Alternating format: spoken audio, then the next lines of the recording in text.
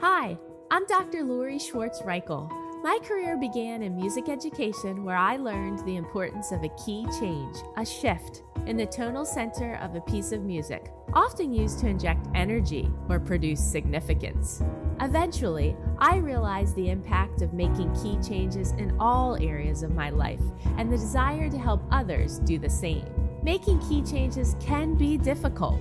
I certainly don't have all the answers, but I do like to pose questions for reflection and offer actionable key changes for us to attempt in both our working and living situations. Together, we can unlock our greatest potential in collaboration with those we love, serve, and lead. Let's discover how we can grow together by making key changes.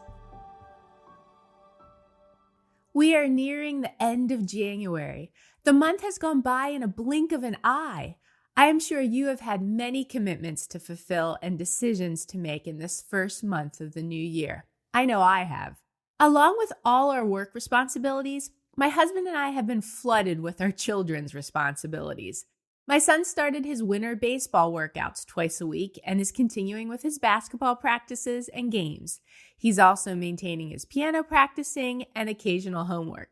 My daughter has had numerous musical rehearsals, choir rehearsals, and practice sessions for saxophone and piano. She also spent several days preparing with her team for the robotics competition on January 18th, and she's begun preparations for softball season. As a family, we're always trying to balance structured time with downtime, but it's a constant struggle. Some days we stick to our plans, and other days chaos wins. To help, we've made a conscious effort to turn off devices by a certain time each evening. But even with that, it's not always easy to disconnect. When we do, we notice more moments of creativity and playfulness in all of us. Somewhere in these first few weeks of the new year, my mom visited with us for 4 wonderful days. Since we hadn't done so during the holiday season, we watched our favorite holiday movie, White Christmas, together one night. It snowed the next morning. We're convinced we manifested it.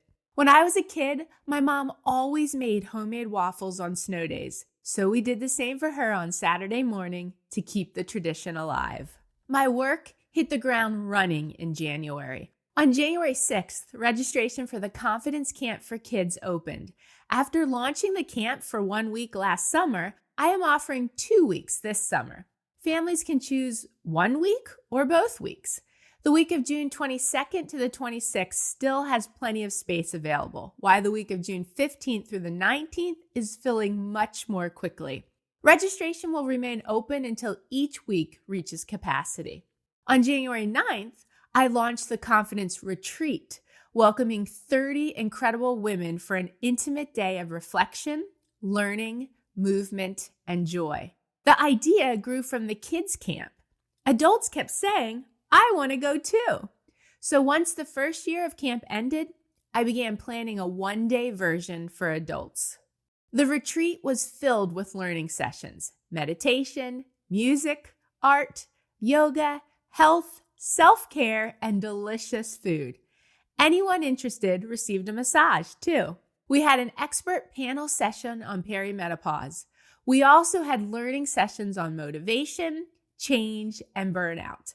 The response has been incredibly meaningful. We were also fortunate to receive an outpouring of support from our sponsors. From funding to goodie bag contributions, such as books, journals, products, cookies, coupons, gift certificates, and so much more, to raffle prizes, with several valued at over $100, and donations, centerpieces, technology, and other support.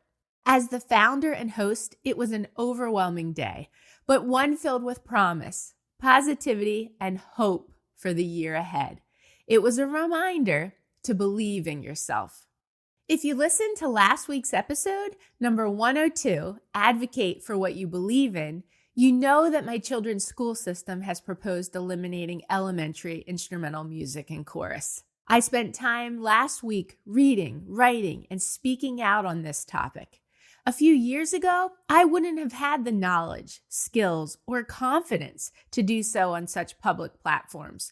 But now I have, and I truly believe in myself.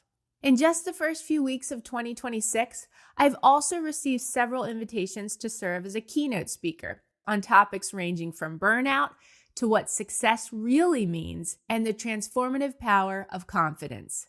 My one word for 2026 is hope. I have been focusing on that word each day, and I can already feel its impact. I hope you are believing in yourself too. Believe in yourself.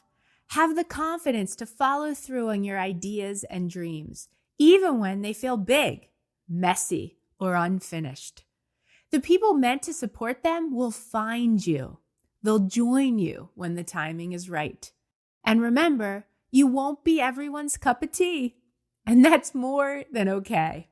Once you truly understand that, you stop shrinking. You stop second-guessing every decision. You stop waiting for universal approval before taking the next step. It has taken me a long time to understand these concepts. But now that I have, I feel empowered. I'm more confident. Making key changes often means choosing alignment over acceptance. It means trusting your inner voice more than outside noise. And it means showing up again and again as yourself. As an entrepreneur, this is the essence of my work. Sometimes things work. Sometimes they flop. Sometimes they succeed at different times. And sometimes they're completely rejected. I've spoken a lot about rejection on this show. In episode number 54, titled Redirection, Not Rejection, I share that rejection can be an opportunity for reflection, a way to refine your approach, a gateway to new opportunities, or a path toward personal growth. It's important to remember that rejection is not always personal. External factors like timing, competition, or shifting priorities may be at play and have nothing to do with your worth. In these cases, redirection can be freeing rather than a failure. As a speaker and writer, I've grown by staying consistent with my content and being true to my voice and message. In doing so, the work has followed, along with kind words about my work and its impact. I've also been pleasantly surprised by who has reached out to collaborate or hire me for my services. Through all the rejection, self-doubt, and anxiety, we must continue to believe in ourselves, to believe in our ideas, our dreams, and our capabilities. During both the Confidence Retreat for adults and the Confidence Camp for kids, I shared stories about how we really can do anything, but not in the ways social media often sells it to us, not in a hustle harder or never doubt yourself kind of way. Instead, we talked about what it actually looks like to believe in yourself when things feel uncertain, when you're scared, or when you don't have all the answers yet. I shared stories, many from my own life, about taking the first step before feeling ready, or trying something new and having it not work out the way you hoped, or learning that confidence isn't something you're born with, it's something you build. With the kids, we talked about using their voices, trusting their ideas, and understanding that mistakes don't mean failure, they mean learning.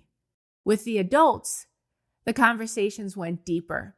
We talked about unlearning old stories, releasing expectations that no longer serve us, and giving ourselves permission to want more without guilt. The message was the same for everyone in each of the rooms. You don't have to be fearless to move forward. You just have to be willing to try, willing to listen to yourself, willing to believe just enough that you're capable of more than you think. As we move through the rest of this year, I invite you to ask yourself, what's one key change I can make to better believe in myself so I can move closer to the life I want to live? Start there, then keep going. And don't forget, you are allowed to take up space in your home, your office, your company, on social media, or wherever you want. Believe in yourself. There's someone out there who wants to spend time with you, hear your voice, follow your journey, or buy what you offer. If this episode resonated with you, please consider sharing it with someone who might need it, a friend, family member, or colleague. You'll find a link to subscribe to the Making Key Changes weekly newsletter in the show notes. Our community includes people from many walks of life, and both the podcast and newsletter are about making key changes in our lives alongside those we love, serve, or lead. And if you're planning an event and want to guide your people toward confident, compassionate leadership, I'd love to partner with you. Public speaking is my primary work, and I'd be honored to support your team or organization. How are we making key changes to believe in ourselves? Thanks for listening.